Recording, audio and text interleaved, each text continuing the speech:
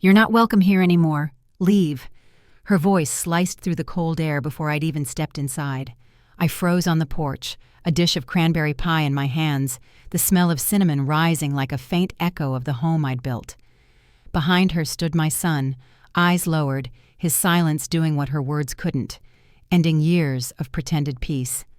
I'm Helen, 55, mother, widow.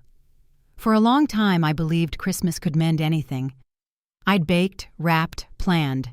I thought this dinner might remind them that families survive pride. The window behind her glowed with yellow light, shapes of laughter moving inside. It smelled like roasted turkey and new beginnings. My heart wanted to believe that if I waited one more moment, someone would call my name. No one did. I stepped back, the snow crunching beneath my boots. She adjusted her sweater, her hand gripping the doorknob like it was the final word in a sentence she'd rehearsed. Then her phone buzzed. Once? Twice? The ringtone cut through the still air, my name flashing across her screen. She froze, eyes flicking toward my son. He didn't move. "Answer it," I said quietly. Her lips tightened. "It's not important." But it was, because that phone carried the memory of the loan transfer that had bought their house, the very roof over their heads paid by my savings. The money had been love back then. Now it was evidence. I turned toward my car, clutching the dish until the heat from the oven panched through my gloves. "That's fine, dear," I murmured, setting the pie gently on the porch rail. The words came calm, but inside they trembled with every year I'd spent trying to be forgiven for nothing. The drive home was a blur of streetlights and headlights. I caught myself glancing at the dashboard clock, 7:42 p.m., the same time last Christmas when I'd called them to say I was on my way, and she'd replied, "Perfect timing." How quickly warmth becomes warning when someone decides you no longer belong. Halfway down the road, I realized I hadn't eaten all day. My stomach growled, a reminder that I'd spent the week cooking for people who didn't want me at their table. The car heater rattled. I pressed my hand to my chest and whispered, "Keep breathing, Helen. Just breathe." At home, the house smelled faintly of lemon polish and dust, clean but unlived in. I set my coat on the chair, the same one that used to hold wrapped gifts for my grandchildren. I stared at the envelope still tucked in my purse, the one that proved the down payment had come from my account. Not a gift, a loan. I'd kept it quiet because I didn't want to shame them. Now I saw it differently. That envelope wasn't a favor. It was leverage. I sat at the kitchen table, the hum of the refrigerator filling the silence. Every sound seemed louder when there was no laughter left to cover it. I took out my old checkbook and traced the numbers with a finger, each zero like an unreturned apology. A gust of wind hit the window pane, and for a moment I saw my reflection. The tired eyes, the silver streaks of hair I'd once hidden with dye. I didn't look defeated. I looked awake. There's a strange kind of peace when you stop pretending that people will change just because you love them enough. I picked up the phone, staring at the missed call still glowing. My son hadn't called once. She had. And though she'd never admit it, that meant she knew the truth was waiting. They'd shut me out tonight, but I still held the receipts, the bank transfers, the proof of who really built that life they now lived so proudly inside. For years, I'd been their safety net. Now I realized I was their weak point. Outside, the church bells struck 8, echoing across the frozen street. Each chime felt like a reminder that even silence has weight. I whispered, "Merry Christmas, Helen," and forced a small laugh. Sometimes survival sounds like sarcasm. I stood, turned off the lights, and left the phone on the counter. It started ringing again, the same persistent tone that had stopped her hand on the doorknob. I didn't pick up. I didn't need to. The sound itself was confession enough. The phone kept ringing long after I left the room. She didn't even knock twice before leaving. That's what I overheard from the porch next door. By morning, the story had already changed. I was the bitter mother who'd cursed at her family, slammed the door, and stormed off into the snow. I hadn't said a word, but truth doesn't travel as fast as gossip. The air was sharp that day, and the smell of someone's breakfast drifted through the block. Bacon, coffee, and lies. I saw her through the curtain later, my daughter-in-law, sipping tea with the same neighbor who used to wave at me every evening. The teacup gleamed in her hand like a small trophy. My son's car wasn't parked out front. I wondered if he'd gone to work, or if he'd learned to hide too. People love stories that make sense. And what makes more sense than the old woman losing her mind? One version spread to another, each retelling polishing the lie until it sounded believable. Someone even said I'd thrown money in their faces. That part hurt more than the rest. Money had built their home, my savings, my loan, my trust. They'd never see it that way. At noon, I walked outside to get the mail, pretending I didn't hear the whispers. The sky was colorless. The street looked ordinary, but I could feel the divide had formed, me on one side, them on the other. I had no defense except memory. So I went inside and started writing everything down, dates, names, what I'd said, what I hadn't. Each note felt like a shield, thin but real. My hands shook as I opened my phone. Another automatic mortgage payment had gone through. I stared at the screen, the number blinking like a warning. They were still using my account. I could have canceled it right then, but I didn't. I wanted to see how far they'd go. Silence can be louder than confrontation when used right. "Did you hear she's moving soon?" one of the neighbors said outside my window later. I smiled to myself. "No, dear," I whispered. "Not yet." That evening, the street lamps came on. Their soft glow reminded me of how peace used to look, warm, familiar, undeserved. I brewed tea, sat near the window, and watched their house. Through the glass, I saw her pass by the dining table, holding her phone again, probably talking about me. She paused near the curtain. For a second, our eyes almost met through the fabric. I didn't flinch. Let her see the quiet. Let her feel what it's like when the person you erase starts taking notes. The clock read 8:17 when I closed my notebook. I decided something important. If they wanted to play truth as rumor, I'd play silence as proof. Their debt wasn't gone. It was alive, breathing quietly through every payment still leaving my account. The next withdrawal would tell me exactly who they'd become. I saw the withdrawal before sunrise. The numbers glowed against the dark screen, $5,000 gone from my savings. My breath caught, and for a moment I thought I'd misread it. But the line was clear. The transfer had my name on it, yet I hadn't touched a thing. The only other person with access was my son. I called him right away. His tone was calm, too calm. "It's for your care plan, Mom. We're helping manage things now." "Care plan?" I repeated. "Since when do I need one?" He laughed softly. "You worry too much. We're just trying to make life easier for you." It was the kind of answer that sounds kind until you look closer. The kind built to confuse you, not comfort you. He spoke like I was fragile glass. But I knew what this was. Control, dressed up as protection. By 8 a.m., I was at the bank. The teller's perfume lingered faintly in the air, clean and distant, as she printed the statements I asked for. She didn't need me to explain. The way her eyes softened said she'd seen this before. "It happens," she murmured, sliding the papers forward. "You're not the first." Each sheet told a story I already knew but didn't want to read. The transfer went to their joint account. My money, my lifetime of careful saving, had become their convenience. I folded the papers neatly, like evidence for a trial that hadn't started yet. I didn't cry. I didn't shout. I just asked for duplicates, paid the small fee, and tucked the copies into my bag. A single receipt slipped free and landed near my feet. I picked it up, smoothed the wrinkle, and thought about how paper never lies. People do. On the way home, I stopped at the grocery store. It was half habit, half need for normalcy. I bought milk, bread, and a pad of yellow envelopes, the kind you seal when you want things kept safe. The cashier asked if I wanted to round up for charity. I said, "No, thank you." I'd already given enough away this week.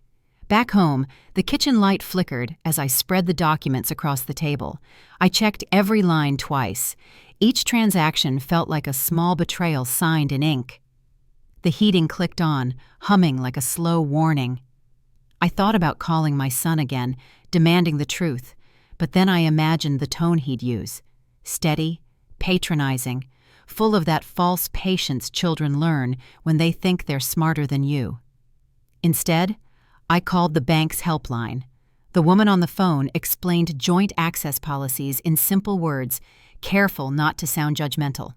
I listened, nodded, thanked her, even though she couldn't see me. When she said, "You might want to speak to someone about power of attorney," I felt my stomach tighten. That phrase, power of attorney, had suddenly become a threat. I hung up and sat there, staring at my own reflection in the laptop screen. 55 years of living, and still I'd managed to underestimate the people closest to me. Maybe it wasn't naivety, maybe it was faith, and faith, misused, is just another form of blindness. By noon, the sunlight hit the window, cutting across the table and lighting up the receipts. For a second, they looked like confessions. I picked up the envelope I'd bought, slid the copies inside, and sealed it with my thumb. Then I wrote a date across the front, today's date, because someday, I knew, someone would need to see it. Before I left the kitchen, I placed the envelope inside the old cookie tin on top of the fridge. It was dusty, forgotten, and perfect. I whispered to myself, "You've been generous long enough." They thought I'd stay quiet. They thought money could be moved without consequence. But silence, when chosen, isn't weakness. It's warning. The next payment wasn't theirs to make. He said it's just family, not fraud. That's what the lawyer told me as he leaned back in his chair, tapping his pen like he was keeping time with my stupidity. His office smelled faintly of polished wood and cologne, the kind of scent meant to hide something, maybe arrogance, maybe guilt. He skimmed through the folder I'd handed him, not really reading, just glancing like he already knew how the story would end. "Courts hate these cases," he said. "It's family confusion, not crime." "Confusion?" I asked. "My son took $5,000 from my account." He smiled politely, the way people do when they've stopped listening. "Sometimes it's better to let these things settle privately. You don't want to drag your name through court, do you?" His tone wasn't cruel. It was worse. It was gentle, padded with that professional softness that makes disbelief sound like advice. I realized then that he wasn't protecting me.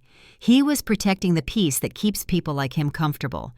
I paid his consultation fee anyway, $200 in cash, and waited for him to print the receipt. He slid it across the desk with 2 fingers, as if the money might stain him. I folded it into my purse and asked, "You'll handle the paperwork?" "Of course," he said, smiling again. "We'll contact your son for clarification. Transparency helps everyone." Those words stuck in my head all afternoon. Transparency helps everyone. By evening, I understood what he meant. My son called. His voice was tight, rehearsed. "Why'd you go to a lawyer, Mom? You could have just come to me." "I did," I said. "You didn't answer." He sighed. "Now you've made it official. It's embarrassing. He sent me your complaint." The lawyer had forwarded it, every word, every accusation, every line I'd carefully written while shaking with humiliation. My own defense had become their blueprint. "That was confidential," I whispered. "It's fine," he said. "We'll fix this together." But I could hear her in the background, his wife, murmuring directions like a stage whisper. "Tell her not to make it worse." I hung up before he finished. My heart pounded so hard, it felt like the clock on my wall was echoing it. The second hand ticked, steady and indifferent, as if mocking my belief that truth could be simple. At 12 o'clock noon the next day, I went back to the lawyer's office. I didn't make an appointment. His assistant tried to stop me, but I pushed past her. He looked surprised, but not scared. "You breached confidentiality," I said. He raised his eyebrows. "I was mediating, Mrs." He stopped himself, realizing I didn't care for formality anymore. "It was in your best interest." "My best interest doesn't include being ambushed by my own son," I said. "You sent him my file." He tapped his pen again, slower this time. "You hired me for advice. I advised transparency. You misunderstood the arrangement." I stared at the folder still sitting on his desk. My name on the cover looked smaller than it used to. I reached out and picked it up without asking. "You're right," I said quietly. "I did misunderstand." He frowned, unsure whether I meant it as agreement or warning. I didn't explain. Some truths deserve to sit in silence.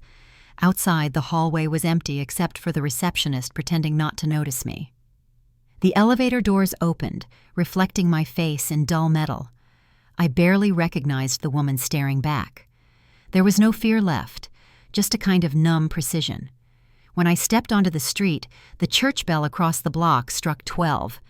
Each toll echoed down the glass buildings, like a reminder that time doesn't stop for grief. I looked at the folder in my hand, the paper warm from my grip. That was the last time I ever paid someone to believe me. From that moment, I decided to keep my own records and trust no one who made a living out of listening. By 3:15 p.m., I had already started listing every document I still had. Bank statements, notarized letters, even grocery receipts tied to the payments I'd made on their house. It wasn't paranoia anymore. It was preparation. That evening, as the light dimmed across my kitchen table, I opened the drawer where I'd kept my old address book. I crossed out the lawyer's name. The pen tore the paper a little, and I didn't care. Then I added a new contact beneath it. Someone Clara had mentioned once, a financial crimes investigator who volunteered for seniors. When I closed the book, I looked again at the clock on the wall. The hands moved with steady rhythm, indifferent but exact. Time had become my ally now, every second recorded, every lie time-stamped. The next call came from the bank's fraud division. "Your account's been frozen, ma'am." That's what the bank manager said when I walked in at noon. His voice was calm, rehearsed, the kind used for clients who cry in public. I didn't cry. I just stood there, gripping the strap of my purse, waiting for an explanation that wouldn't sound like betrayal. He gestured toward his desk and handed me an envelope. "It's due to a joint authorization discrepancy. Your son reported you as temporarily incapacitated. Until the review clears, all access is suspended." "Incapacitated," I repeated. The word hit harder than the notice itself. He nodded, not meeting my eyes. "It's precautionary, ma'am. Standard procedure." "Standard for who?" I asked. No answer. Just the quiet shuffle of papers, the faint hum of the air conditioner, and my heartbeat trying to catch up with what I'd just heard. Outside, the sun glared off the car windshields, making the asphalt shimmer. I sat on the stone bench outside the branch, holding the envelope. It was heavier than paper should feel. The seal was still intact, but I could already see the lines inside, cold, bureaucratic words spelling out my son's declaration. I tore it open. "Account access restricted pending capacity evaluation." It might as well have said, "You no longer exist without permission." The humiliation was sharper than fear. I'd spent my entire adult life paying bills on time, saving receipts, keeping balance sheets tidy, all for this, to be erased with a single form signed by my own child. A security guard walked past, pretending not to look at me. I could tell he'd been told something. Maybe that I was confused, emotional, elderly. Labels spread faster than facts. I took out my pen, the one I always carried for shopping lists and signatures. My hand trembled as I started filling out the appeal form. It wasn't the writing that was hard. It was the feeling that every stroke was a plea for dignity. That's when Clara arrived. She'd seen my message. She worked part-time at the community paper, always chasing stories people wanted buried. Her coat still smelled faintly of rain. "What happened?" she asked. "They froze me out," I said. "Said I can't access my own money." Clara sat beside me. "On what grounds?" "My son told them I'm incapable of managing it." She exhaled, slow and angry. "That's not incapacity. That's control." I looked at her and managed a weak smile. I thought so too. She reached for the pen and held it steady while I finished signing. Her hands didn't shake. "You'll need documentation, proof of your statements, records of every withdrawal." "I already have copies," I said. "All of them." "Good. Then we trace who authorized this and when. The clock on the wall inside struck 1. I watched people go in and out with cash, debit cards, access, ordinary transactions, ordinary freedom. I used to come here every Friday, I said quietly. Deposit checks, talk about savings goals. I was proud of that. Now I'm the woman in the lobby who can't remember her PIN. Clara folded the appeal form for me. We'll make sure they remember who you are. There was something steady in her tone, a kind of calm that comes from knowing truth eventually forces its way through. For the first time in weeks, I didn't feel alone. We drove back to my house in silence. The street outside looked the same, but something fundamental had shifted. My home no longer felt safe. It felt like evidence storage. I spread the papers across the kitchen table, the freeze notice, the joint authorization form, my handwritten notes, and realized this wasn't about money anymore. It was about narrative. They'd taken control not by stealing dollars, but by rewriting who I was. A woman too fragile, too emotional, too dependent to trust with her own account. It wasn't theft. It was storytelling. And I was done letting them narrate my life. Clara looked over the documents. You still have your copies from before? All in the folder. I handed it to her. She flipped through, her brow tightening as she read. They underestimated you, she said finally. They always do. I signed the last page, reclaiming each letter like a piece of myself. The pen left a faint indentation on the table, a quiet scar of resolve. Clara gathered the papers and smiled faintly. If they silence you, she said, we print it. It's in tomorrow's paper, Helen. Clara said it quietly, like she was handing me something fragile. Her voice trembled just enough to remind me what it cost her to print it.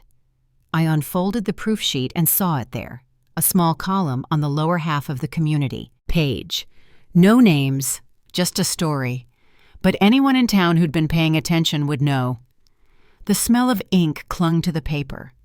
It felt fresh, alive, like truth finally breathing. The headline read, Local case raises questions about elder account control. Underneath it, 3 paragraphs told everything without saying my name. Words like unauthorized withdrawals, joint access misuse, and frozen accounts stood out like wounds. Clara's typewriter ribbon had left faint shadows behind each letter, as if the story itself carried an echo. It's clean, I whispered. No risk? None you didn't already take, she said. It's published under community awareness. You're just the example no one can deny. By 9:30 a.m., the phone began to ring. At first, it was silent hang-ups, then real voices. One woman said her brother had done the same to their mother. Another said her niece took over her house deed. Each call carried the same tone.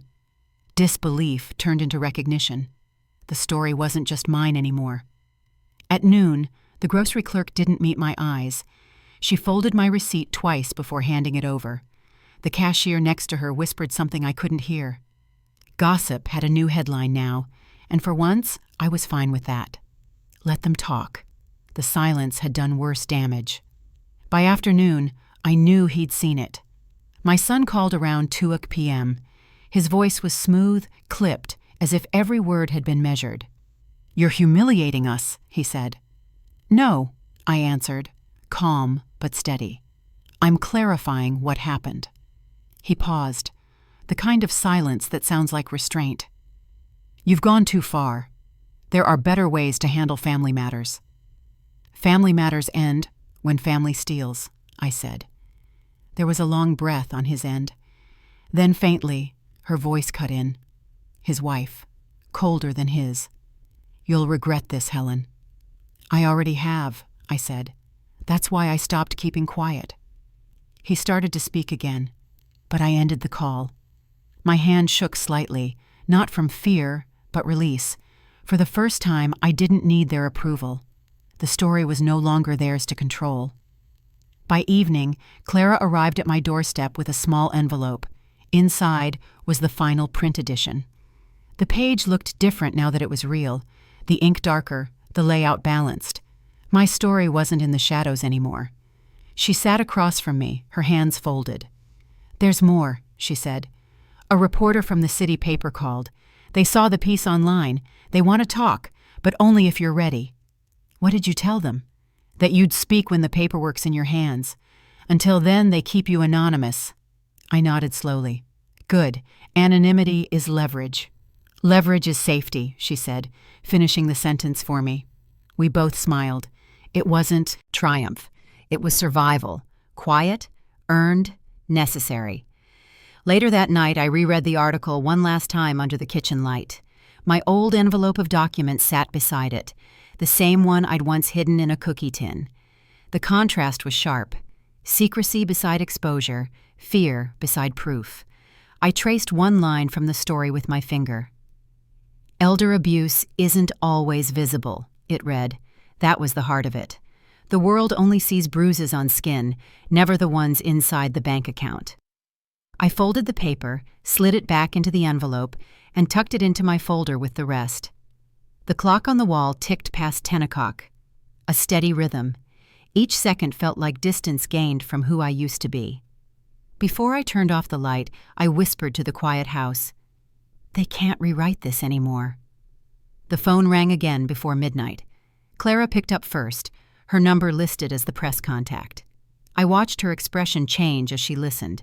When she hung up, she turned to me, eyes wide. "Their lawyer called before the next morning edition. You're summoned for a competency review." That's what the letter said, printed in heavy ink, sealed with an embossed crest that gleamed under the morning light. My fingers traced the raised edges of the seal, cold and official. It looked expensive, like something meant to frighten rather than inform. The language was polite but surgical. "For your protection. To ensure continued care. To safeguard family assets." Every phrase turned my existence into a liability. I read it twice, then a third time, each word cutting deeper than the last. They hadn't stolen my money this time. They were trying to steal my autonomy. By noon, I was still staring at it on the kitchen table, next to the newspaper article Clara had written. 2 worlds side by side, one about exposure, the other about control. I picked up the phone and called her. "They filed for guardianship," I said. She didn't speak at first, then, "Who's listed?" "My son and his wife." Her voice steadied. "That's not protection. That's a takeover." I laughed once, sharp and bitter. "They call it love with paperwork." Within an hour, Clara had reached out to a legal aid contact, someone she trusted, someone who'd handled these cases before. His name was Martin. He agreed to meet that afternoon at the courthouse cafe. When I arrived, the lobby smelled faintly of coffee and disinfectant. The marble floors echoed every step. Martin was younger than I expected, late 40s maybe, with the kind of expression that came from watching good people cornered by family signatures. He gestured toward the seat across from him. I read the filing. Classic strategy. Claim incapacity, seize guardianship, consolidate assets. I nodded, trying to keep my voice even. They call me the respondent, like I'm some kind of malfunctioning device. He flipped through his folder. "We'll need counter-evidence. Bank logs showing consistent transactions, medical reports confirming mental fitness, correspondence that proves you've managed your affairs." "I have all of that," I said. "I keep everything dated, even receipts for groceries." His lips curved slightly. "Then they underestimated the wrong woman." Something in his tone made me breathe again. We worked for hours at that small table. I handed him printouts, bank statements, and the previous article clipping. The documents formed a new kind of armor, paper-thin, but strong enough to fight with. At 5 p.m., the courthouse bell struck. The echo rolled through the hall, low and final. Martin leaned forward. "We'll file an objection first thing tomorrow. Once the court sees this, they'll know it's a setup." I folded the summons and slid it back into its envelope. "They used to call me careful," I said. "Now they call me unstable. Same behavior? Different narrative?" He looked at me for a long moment. "That's how control works. They rewrite until you don't recognize your own handwriting." I stared at the seal on the envelope again. That perfect circle of power. It reminded me of wedding invitations. Something binding, but this one designed to erase. That night, I couldn't sleep. I kept hearing the phrase, "for your protection." It played over in my head like a lullaby with teeth. I imagined them sitting together at their dining table, rehearsing concern while drafting betrayal. At 11:45 p.m., I got up, turned on the kitchen light, and opened my folder. I reread my medical report. Cognitively intact, independent, no signs of impairment. The ink had barely dried. I'd asked the doctor to date it precisely. Documentation with timestamps. That's what they couldn't fake. In the morning, Clara stopped by with 2 coffees and a small brown envelope. Inside was a copy of the published follow-up article. The headline, "Guardianship or Greed When Family Interventions Go Too Far." "You're in it," she said softly. Still anonymous, but the story's spreading. I felt a strange calm settle over me. Exposure used to terrify me. Now it was the only form of safety that existed. Martin called at 8:15 a.m. "The objection's filed," he said. "You're officially contesting guardianship." "Then they'll have to prove I'm incompetent," I replied. He exhaled. "And they can't. Not with this paper trail." The word paper lingered in the air like truth itself. For weeks they'd twisted my silence into weakness. Now, silence had turned into evidence. I set the envelope down beside the coffee cup. My hands didn't shake this time.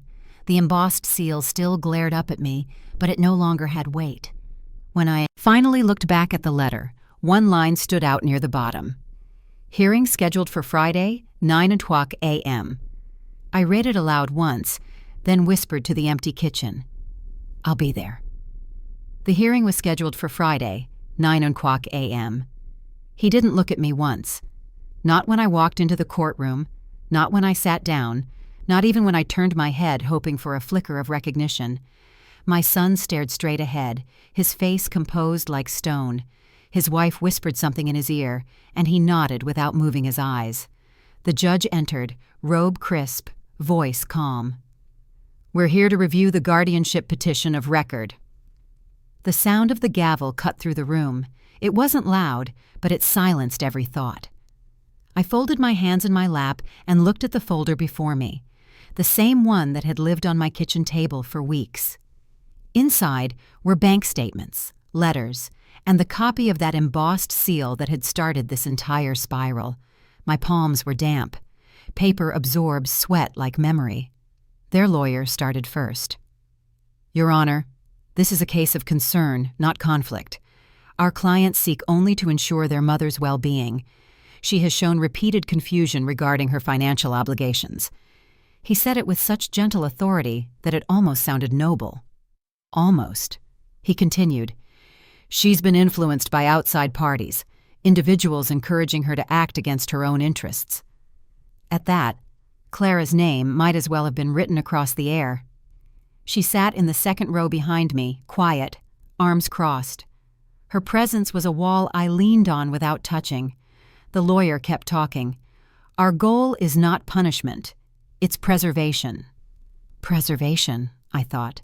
That's their word for possession. When the judge asked for documentation, my voice came out steady. "I have records." The clerk walked over as I handed over the folder. Each page carried the weight of a boundary drawn too late, but drawn nonetheless. Deposits, withdrawals, correspondence, all dated and signed. The judge adjusted his glasses. "You kept all of these?" "Yes. I was raised to keep receipts. My father said they tell the story when words fail." The silence that followed wasn't empty. It was full of realization, discomfort, and the sound of someone's defense crumbling. My son shifted in his seat. His lawyer tried to fill the air again. "Your Honor, emotional instability can lead to—" "Enough," the judge interrupted. "Let's review the records first." The clerk began reading aloud. Each line was a pulse of truth. Transfer details, account notations, even a printout showing the day they froze my access without warning. The air changed temperature. When she finished, no one spoke. The gavel tapped once, lighter this time. The judge leaned back. "These records appear consistent. I'll review them in detail before issuing a ruling." I exhaled for what felt like the first time in months. The quiet that followed wasn't fear. It was reclamation. My son finally looked at me, brief, defensive, unfamiliar. His expression wasn't anger this time. It was something closer to disbelief. The power had shifted, not by volume or vengeance, but by evidence. As we left, Clara caught up to me in the hallway. The echo of footsteps against the polished floor felt almost ceremonial. "You did it," she said. "No," I replied. "I just told the truth loud enough for paper to hear." She smiled, small but fierce. "You've started something larger than your name." Her words settled into me slowly. This wasn't just about my frozen accounts or my son's lies. It was about every woman who'd been told she couldn't be trusted with her own life. Outside, the air was cooler than I remembered. The courthouse steps gleamed faintly under the noon sun. I held the folder close, the gavel's echo still in my ears. Clara walked beside me in silence. For once, I didn't fill it. I let it exist. The space between loss and victory, the kind that feels like standing on the edge of a new beginning. We stopped by the notice board near the exit, where names and dates of pending decisions were listed. My case wasn't posted yet, just a blank space waiting for judgment. I ran my thumb along the envelope seal inside my folder, smooth, unbroken. It no longer frightened me, it was just paper now. When I got home that evening, I placed the folder on the dining table again, exactly where this had all begun. The house was quiet, steady, listening. The ruling would come by mail. The verdict came soaked through. The envelope was half dissolved before I even opened it. The courthouse seal blurred under the rain. Water had crept through the paper, warping the edges like something too fragile to hold judgment. I stood under the awning, coat dripping, heart steady. There it was, the ruling I'd been waiting weeks for. "Control of personal accounts reinstated," it said, then lower down, "subject to continued oversight." Conditional freedom, that was their compromise. Not vindication, not apology, supervision dressed as mercy. I let the words sink in. The ink bled faintly across the page, as if even the truth couldn't stay clean. Clara's car idled by the curb. She rolled down the window. "Is it good news?" "Half of it," I said. She leaned out slightly. "You look like you're holding something heavier than paper." "I am," I answered. "My name, with conditions." The rain came harder. I folded the letter carefully and slid it back into the envelope. My fingers were numb, but not from cold, from restraint. Every line reminded me how justice often arrives stripped of grace. Drove in silence. The wipers dragged across the windshield, rhythmic and slow. Through the glass, the courthouse shrank behind us, brick and shadow merging with the gray sky. I watched the raindrops race each other down the side window. The world outside looked blurred, manageable, a softer kind of truth. At a stoplight, Clara glanced at me. "So what happens now?" "I start over," I said, "but not from the beginning. From the middle, where everything still hurts, but I keep moving anyway." She nodded once. "You should frame that letter." "Why?" "Because it's proof they tried to cage you, and you outlived the cage." Her words lingered. For weeks, I'd fought to be believed, and now I was free, but only on paper. And only under watch. Yet even that partial freedom tasted like survival. When we reached my street, the mailbox leaned slightly, its red flag raised from the storm. I slipped the verdict envelope inside, just for a second, then pulled it back out. I wanted to feel the weight of decision, one that had almost cost me everything. Inside the house, the smell of damp wood filled the air. I placed the envelope beside the old folder on the kitchen table. The paper had begun to curl, like skin healing after a burn. Clara followed me in, shaking off her umbrella. "You're quiet," she said. "Quiet feels earned today." She smiled faintly. "You've done more than earn it." I looked around the room, the same walls that had heard every argument, every denial.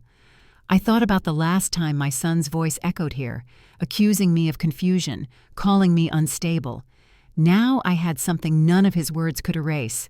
Documentation, dated and stamped. Still, I didn't feel victorious. I felt emptied, like justice had passed through me instead of to me. "It's strange," I said softly. "You wait for justice thinking it'll feel like relief. It doesn't. It feels like exhaustion." Clara leaned against the counter. "Exhaustion means you survived long enough to be tired." That made me laugh, a small, cracked sound. "I'll take that." The clock on the wall ticked towards 6 p.m. The rain eased outside, leaving streaks of silver on the window. For a moment, the world looked still. Not peaceful, just paused. I ran my thumb over the courthouse seal again. It had left a faint impression on the paper beneath, a ghost of authority. I realized then that I didn't need them to clear my name. The act of standing up had already rewritten it. When Clara left, I stayed by the table. The house hummed faintly. Refrigerator, pipes, old wiring, all the sounds of normal life returning. I whispered to the empty air. They wanted obedience. They got evidence. I poured myself tea and sat down, the envelope still beside me, damp but intact. Outside, the mailbox creaked in the wind, flag still up, waiting for new mail. That evening, the reporter called again. "We're running your story tonight." That's what Clara said when she called just after lunch. Her voice sounded calm, but underneath, I could hear the current, the kind that runs before something irreversible. I didn't ask what version she'd approved. I already knew. The truth had its own timing now, and it wasn't waiting for my permission. By 7 p.m., the television glowed across the living room. The screen flickered, light catching on the raincoat I'd hung over the chair by habit. The story opened with a soft narration, then the headline, "Guardianship or Control, When Family Protection Crosses the Line." My throat tightened. They hadn't used my name, but they didn't need to. Everyone in town could read between the lines. I sat still, my hands wrapped around a mug that had gone cold hours ago.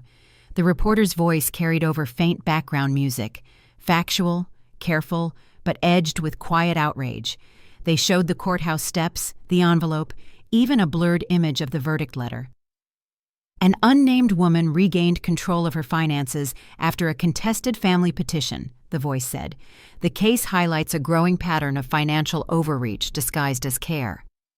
Hearing it like that, stripped of emotion, spoken as public record, hit harder than I expected. For months, it had been private war. Now, it was news. At 7:05, my phone buzzed. First message. "We saw it. Proud of you." Unknown number. Then another. "They'll never do this again." Then another. "Was it about your son?" I didn't answer any of them. The segment continued. They played a short clip from Clara's interview, her tone steady and restrained. "Sometimes silence becomes the weapon used to erase accountability," she said. "Our job as a community is to listen when someone breaks it." Her words filled the room like confession. Then, the reporter's final line. "Tonight's story is not about one family. It's about every elder forced to prove they're capable of living their own life." The broadcast ended. The screen dimmed back to reflection. I saw my own face staring back. Older, yes, but not broken. For a long time, I'd believed justice would sound like applause. It didn't. It sounded like my own breathing, slow and steady, filling a space no one else could occupy. The phone buzzed again, this time a familiar number. My son. "You ruined us," the text read. I looked at it for a long time before locking the screen. "No," I whispered. "I just stopped letting you define us." The irony wasn't lost on me. For years, he'd managed my life through statements, accounts, transactions, all neatly categorized under family care. And now, one news segment had turned him into the subject of someone else's scrutiny. The power had reversed. Clara called around 8. "You okay?" "I don't know," I said. It doesn't feel like victory." "It isn't," she replied. "It's visibility. Different thing entirely." I smiled faintly. "Visibility hurts." "So does being invisible," she said. Outside, I could hear cars passing through wet streets. The rain hadn't stopped since morning. It streaked against the window, each drop catching the television's fading glow. The room smelled faintly of damp wool and tea, the kind of scent that stays, not pleasant, not bitter, just lived in. I thought about the people watching from their own living rooms, hearing my story and recognizing their own. Some would call their lawyers, some would stay quiet. But for the first time, the silence didn't belong to him. It belonged to me, reclaimed, deliberate. The phone rang once more, unknown number again. This time, I let it go to voicemail. I didn't need anyone to narrate my courage. It already existed in print, in sound, in proof. As the credits rolled, I muted the TV and sat back. The raincoat still hung by the chair, a small reminder of the day the verdict came. Same storm, different outcome. I whispered into the quiet, "You never win back what was taken. You just learn how to live without asking." The phone buzzed again. This time, a short alert. Clara's message flashed. "He's trending. People are asking questions." My pulse steadied. I didn't need to look. The story had shifted for good. Next morning, his employer called him in. They placed him on leave pending inquiry. That's what the message said. Short, formal, and final. It came from a number I didn't recognize, followed by a scanned image of the letter. His company's letterhead. His name printed above the words, "Reputation Risk." The irony didn't need translation. He'd tried to take my autonomy under the guise of protection. Now, he'd lost his own under the weight of scrutiny. The same system he once trusted to silence me had turned its lens on him. The document was dated 9:12 a.m. that morning. I imagined him opening it, shoulders tense, mouth dry, realizing for the first time that truth has a circulation of its own. It doesn't need permission to move. It just moves. The notice listed potential financial misconduct and conflict of interest. Vague enough to protect the company, sharp enough to ruin him. They'd launched an ethics review pending full investigation. That meant suspension, no office access, no pay, no quiet influence behind closed doors. Clara came by with groceries later that afternoon. She set them on the counter, watching me carefully. "Did you see the news?" she asked. "I did," I said. "It's strange how justice doesn't announce itself. It just lands." She gave a slow nod. "You okay?" "I'm not angry anymore," said. "That's what surprises me." "Maybe you ran out of space for it," she said. I smiled faintly. "Or maybe I filled it with consequence." She stayed for tea. We sat by the small desk near the window, the same one where I'd written every appeal letter, every affidavit, every reply to his accusations. The desk still smelled faintly of ink and paper, a kind of quiet endurance. I pulled out an old envelope and wrote one sentence, "Truth circulates quietly." I didn't sign it, just folded it neatly and sealed it. Clara raised an eyebrow. "You're really going to send that?" "Yes," I said. "Not for him, for the paper trail." She laughed softly. "You and your paper trails." "They're all that ever saved me," I said. Later, I walked to the postbox at the corner. The street was still damp from last night's rain. The air held that metallic smell of wet concrete, sharp, grounding. I dropped the envelope in, listened to the faint thud as it hit the bottom. Small sound. Big ending. When I came back home, the badge from his old company still sat in the drawer near the entryway. He'd left it there the day he came demanding my signatures. I turned it over in my hand, his name engraved beneath the company crest. It used to feel like proof of authority. Now it looked like a relic of arrogance. I set it on the desk beside the news clipping. Clara texted later that evening. "He's not coming back to town, is he?" "No," I typed back. "He built his power on silence. He can't live where people talk." The next morning, around 10 a.m., I checked my mail. A plain white envelope sat among the flyers. No stamp, no sender name. Just my address, written in his handwriting. Inside, a single sheet of paper. No apology, no defense. Just one line. I hope you're satisfied. I folded it once and slid it beneath the same rubber band that held my legal papers. Satisfaction, I murmured. That's never what this was. Forgiveness had been the word people kept throwing at me. Neighbors, church friends, even Clara once.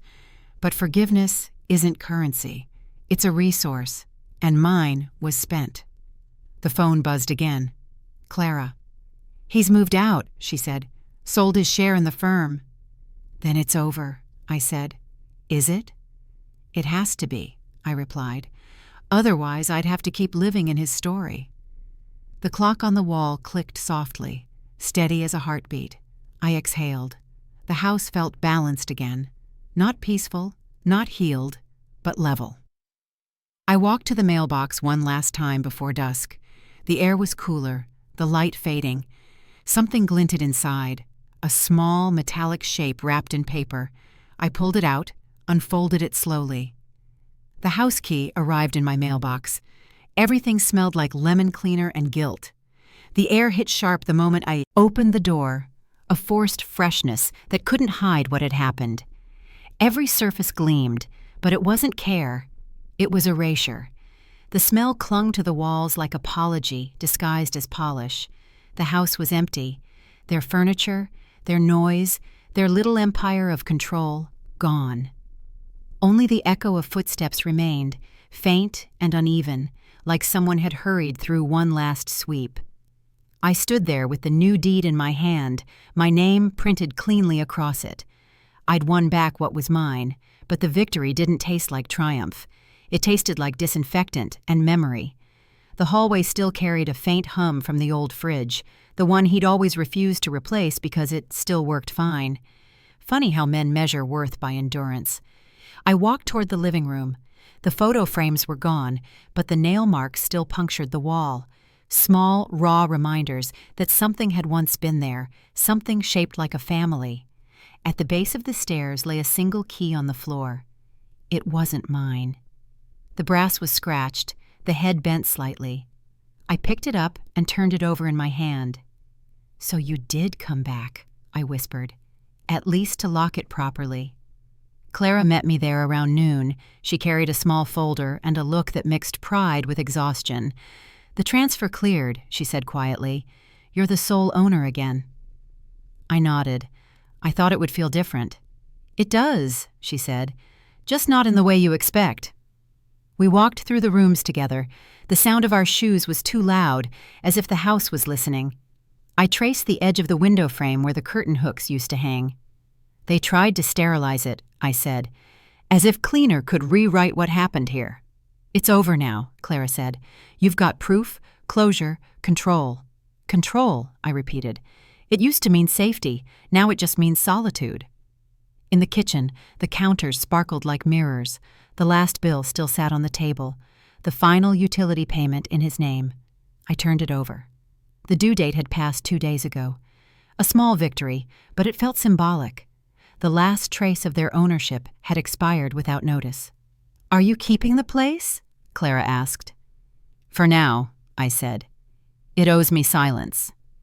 We both laughed quietly at that. Then she left, promising to check in later. I spent the afternoon moving slowly through each room. Bedroom, hallway, den. Every space was stripped to the skeleton. The floors creaked under my steps, honest sounds, unhidden. I sat on the edge of the stairwell, the deed resting on my lap. The paper still smelled faintly of ink, warm from my hand. There had been so much noise before, the constant push and pull of ownership, accusation, proof. Now there was only quiet, not peace, not yet, but quiet enough to breathe in. At around 5:00 p.m., light filtered through the front window, soft and yellow. I looked down at the key in my palm. It wasn't just metal, it was everything that had once been used to keep me out. Now it opened nothing. That was its truth. the end of its usefulness. I placed it on the windowsill next to a small crack in the glass. "Let it stay," I said. "Every scar deserves sunlight." Walking out, I turned the lock one final time. The latch clicked, solid, definitive. Outside, the air smelled different, lighter. I tucked the deed into my coat pocket. It didn't feel like wealth, it felt like survival written down. Clara texted one last time. "You did it. Breathe now." I looked back at the house, hollow, spotless, stripped of ghosts. There was no apology left inside those walls, only absence. And somehow, that was enough. As I reached the sidewalk, my phone began to ring. The screen lit up with a number I recognized but didn't need to see twice. I watched it until the sound faded. Then I slipped the phone into my bag, turned away, and kept walking. The phone rang again, but I didn't answer. I started planting again. The first time my hands went into the dirt, it felt like learning to breathe after months of holding my breath. The soil was cold and soft, crumbling between my fingers. There was something clean about it, cleaner than any verdict, any apology.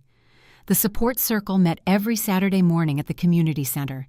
Same group, same chairs, same coffee that never tasted right.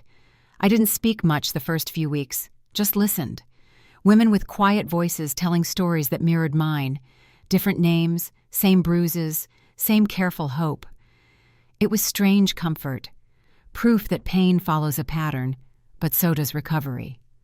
Clara came once, standing at the back with her arms crossed, just watching. When the session ended, she walked over and said, "You don't look like someone waiting for closure anymore." "I'm not," I told her. "I'm building it." Back home, the garden was a wreck. Weeds had overtaken everything. I cleared them slowly, patch by patch. Some roots ran deep. They fought back. But that was fine.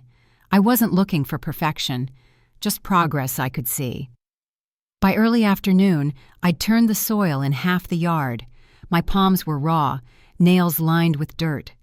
I didn't mind. It was honest work. No courtrooms, no papers, no signatures, just earth and time. I planted marigolds first, then a row of small rose cuttings Clara had brought. "They'll need patience," she'd said. I'd laughed. "I've had practice." Every morning around 8 a.m., I'd water the new bed. It became a rhythm. Pour, breathe, wait. The kind of slow ritual that didn't demand outcome, only presence. The neighbors began to notice. One of them, an older man, leaned over the fence one day and said, "Looks better every week." "Thank you," I said. "It's the first thing that's mine in a long time." He nodded. "Funny how dirt can heal what money can't." He was right. The soil didn't care about past ownership, about bank accounts or power. It only responded to consistency. Give it care, and it returns life. That was all. At the next support meeting, I finally spoke, not about the lawsuit or the betrayal, but about planting, about how small things, watering, pruning, tending, had taught me what winning actually meant. "Peace isn't justice," I said. "It's choice, and I'm finally choosing something." The women nodded. Some smiled. One cried softly. It wasn't applause, but it was understanding, and that was enough. After the session, a volunteer handed me a sign-in sheet to confirm attendance, my name written neatly among others, a simple record of showing up, proof of life, not of loss. That night, I sat on the porch, watching the last bit of daylight fade across the yard. The new shoots were visible even in dimness, tiny green signals pushing through the brown. Growth didn't announce itself. It just happened, quietly, persistently, like healing. Clara came by later in the week, carrying a small box of seeds. "Thought you might like these," she said. "Lavender. They last." "Perfect," I said. "Something that stays." We stood there in silence for a while, the kind that didn't ache anymore. The house behind me wasn't haunted now. It was lived in. My hands smelled faintly of soil, and for once, that scent didn't remind me of burial. It reminded me of beginning. As I pressed the last seed into the ground, I thought about how much had changed without fanfare. Justice hadn't arrived with applause. It had arrived in moments like this, small, private, unrecorded. Clara placed her hand on my shoulder. "You've built something honest," she said. "Maybe," I answered, "but at least it's mine." The wind shifted, carrying the scent of earth and faint sweetness from the first bloom. I looked toward the mailbox, the one they'd removed during the chaos, and saw what had grown in its place, bright, defiant color catching the afternoon sun. The roses bloomed where the mailbox once stood. Her name flashed again, but it meant nothing now. The phone buzzed twice on the small table beside my chair, the sound too familiar to startle me. I was sitting in the garden, book open but unread, the late afternoon sun spilling across the page. The air was warm, carrying the faint scent of roses. For a heartbeat, I almost reached for it. Habit, not hope. Then I let it ring. It was the same name that once marked every argument, every manipulation disguised as care. I'd waited years for that name to stop meaning something. Now it was just a name. No threat, no promise, just pixels on glass. The call went quiet. The silence after was steady, not sharp. It reminded me of how far I'd come, from counting missed calls in panic to ignoring one in peace. The phone screen dimmed, reflecting the faint blush of roses behind me. I set the book aside and closed my eyes. For the first time in months, I didn't need to think about money, proof, or control. The house was mine, the garden was mine, the quiet was mine. Everything that used to be used against me was now simply mine. Clara had said it once, half smiling. "One day, you'll stop needing to explain yourself." I hadn't believed her, but maybe this was what she meant. Not forgiveness, just freedom from reaction. The wind brushed through the garden, light and constant. I could hear children playing down the street, the clink of a gate, a distant car, life moving forward, unbothered by my little revolution. I picked up the phone again, not to answer but to clear the notification. Her name glowed one last time before disappearing from the screen. "Missed call," it read. Simple, honest, a statement without agenda. For a second, I thought about everything that began with a phone, that first call on Christmas morning, the one that turned warmth into command. It felt fitting that the last echo came through the same device. Life has strange symmetry when it finally settles its score. Clara arrived just before sunset, carrying a small box from the nursery. "You'll like these," she said. "Climbing roses. They'll take over the fence in a year." "Let them," I said. "This place could use more beauty." She smiled. "You look different." "I feel different," I said. "It's quieter now." "Quieter's good." We planted the roses together near the mailbox. The soil was soft from last night's watering. She pressed a stem into place and said, "You never did call her back, did you?" "No," I said. "I answered her once a lifetime ago. That was enough." "She might try again." "She won't," I said. "And if she does, it doesn't matter." We both laughed softly, not bitterly, but with the strange ease that comes when pain finally loses its grip. Clara stood, brushing the dirt from her hands. "You're done fighting," she said. "I'm done defending," I replied. "That's different." The sky had gone gold by the time she left. I stayed outside, watching the last bit of light fall across the roses. One of them had already started to open, small, fragile, and defiant. The phone buzzed once more. Same name, same number. I let it ring. I didn't even look at the screen this time. The world didn't pause. The roses didn't care. The air smelled like earth after rain, clean and grounding. I realized I wasn't waiting for closure anymore. I was living inside it. I whispered the same words I'd said that Christmas, the ones that used to end every argument. "That's fine." "Dear." But this time, they weren't surrender. They were declaration. The phone stopped, the garden stayed still, and the silence at last was mine. Did you enjoy this story? Tell me which city you're listening from. I read every comment. If the story touched you, you can support the channel with a super thanks so I can keep bringing more stories like this every day. Your encouragement really helps. I'd love to hear your thoughts and what moments stayed with you. Don't forget to subscribe and turn on notifications. See you in the next life story, with respect and gratitude.